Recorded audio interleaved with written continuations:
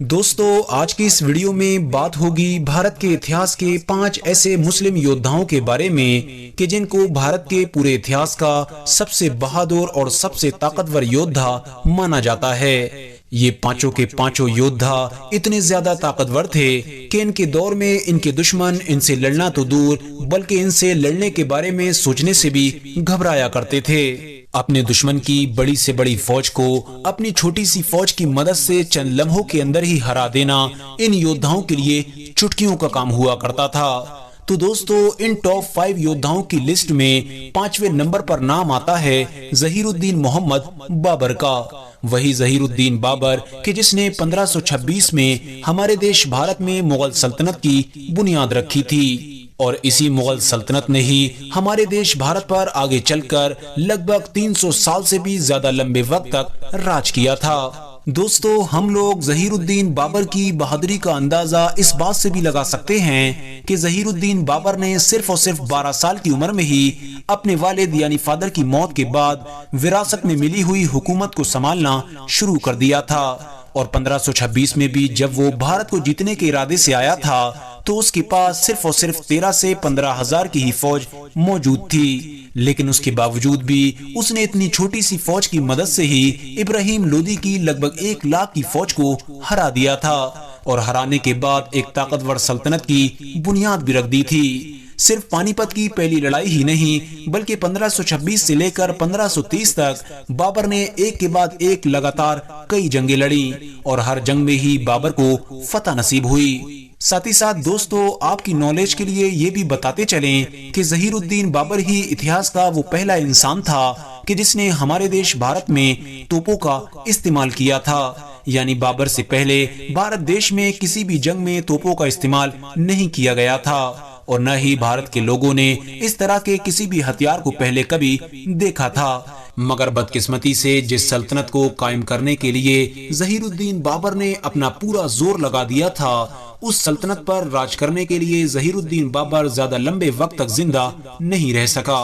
और 1530 में ही यानी सिर्फ और सिर्फ 4 साल राज करने के बाद ज़हीरुद्दीन बाबर का इंतकाल हो गया था। दोस्तों, इस लिस्ट में चौथे नंबर पर नाम आता है शेरशाह सूरी का। वही शेरशाह सूरी कि जिन्होंने सूर सल्तनत की बुनियाद रखी थी। शुरू में तो शेरशाह सूरी मुगल सल्तनत के पहले हुक्मरान यानी ज़हीरुद्दीन बाबर की फौज के एक सिपाही हुआ करते थे और बाबर के अंडर ही में काम किया करते थे। मगर फिर बाद में धीरे धीरे उन्होंने खुद अपनी एक अलग आजाद रियासत की बुनियाद रख दी थी। भले ही दोस्तों शेरशाह सूरी ने हमारे देश भारत पर एक छोटे से वक्त के लिए ही राज किया था, लेकिन इतने छोटे से वक्त में भी उन्होंने ऐसे बड़े बड़े काम कर दिए थे कि जो बड़े बड़े हुक्मरान सैकड़ों सालों में भी नहीं कर पाए थे। आपको जानकर शायद हैरानी होगी कि आज के दौर में हमारे देश भारत में रुपया नाम की जो करेंसी चलती है, इसको भी सबसे पहले हमारे देश भारत में शेरशाह सूरी ने ही चलाया था।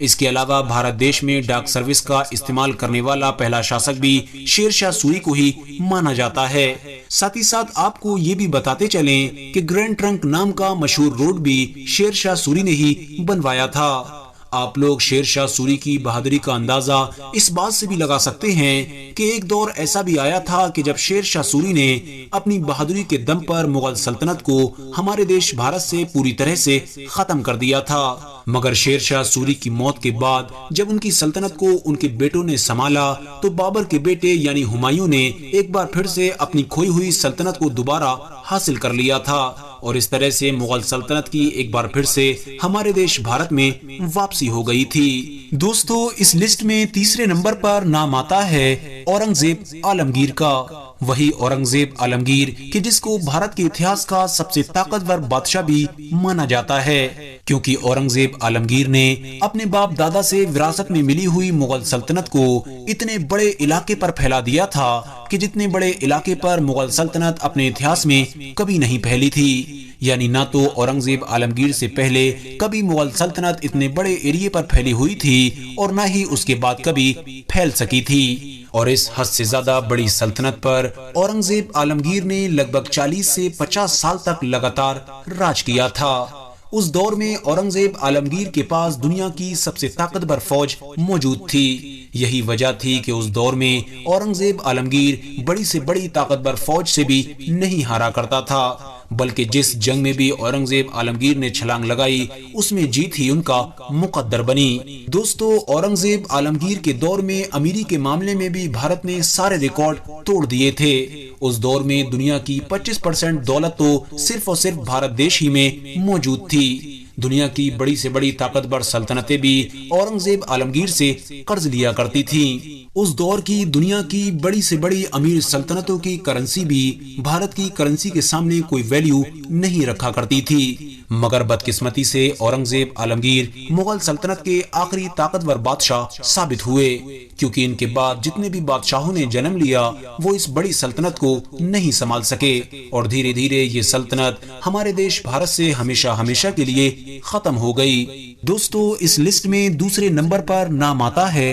ٹیپو سلطان کا، وہی ٹیپو سلطان کہ جن کو ان کے اس آخری مشہور جملے کی وجہ سے بھی جانا جاتا ہے کہ جو جملہ انہوں نے اپنی زبان سے اس وقت کہا تھا کہ جب وہ اپنی زندگی کی آخری سانسیں لے رہے تھے، اور وہ جملہ یہ تھا کہ شیر کی ایک دن کی زندگی گیدڑ کی 100 سال کی زندگی سے کہیں بہتر ہے۔ دوستو، ٹیپو سلطان کو انگریزوں کے خلاف لڑتے ہوئے شہید ہونے والا بھارت کا پہلا حکمران بھی مانا جاتا ہے، یعنی ان سے پہلے بھارت کا کوئی بھی حکمران انگریزوں کے خلاف لڑتے ہوئے شہید نہیں ہوا تھا، اور یہی وجہ تھی کہ 1799 میں ٹیپو سلطان کے شہید ہوتے ہی انگریزوں نے بڑی تیزی کے ساتھ بھارت پر قبضہ کرنا شروع کر دیا تھا، کیونکہ جب تک ٹیپو سلطان زندہ رہے تھے تب تک انگریز یہ کام کرنے میں کامیاب نہ ہو سکے تھے۔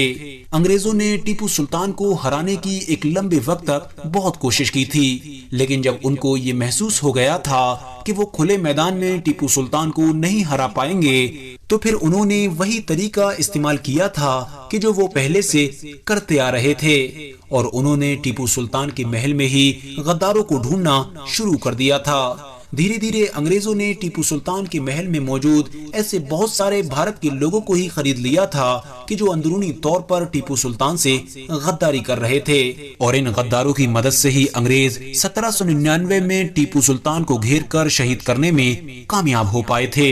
دوستو، ٹیپو سلطان کو بھارت کے اتہاس کا پہلا راکٹ مین بھی مانا جاتا ہے، کیونکہ انہوں نے ہی انگریزوں کے خلاف جنگ میں پہلی بار انڈیا میں راکٹ ٹیکنالوجی کا استعمال کیا تھا۔ اتہاسکاروں کی مانے تو انگریز اکثر یہ کہا کرتے تھے کہ جب تک ٹیپو سلطان زندہ ہے تب تک ہمارے لیے بھارت پر راج کرنا ایک ناممکن بات ہے۔ دوستو، اس لسٹ میں نمبر 1 پر نام آتا ہے سلطان علاء الدین خلجی کا۔ سلطان علاء الدین خلجی سلطنت کے دوسرے اور سب سے طاقتور سلطان تھے۔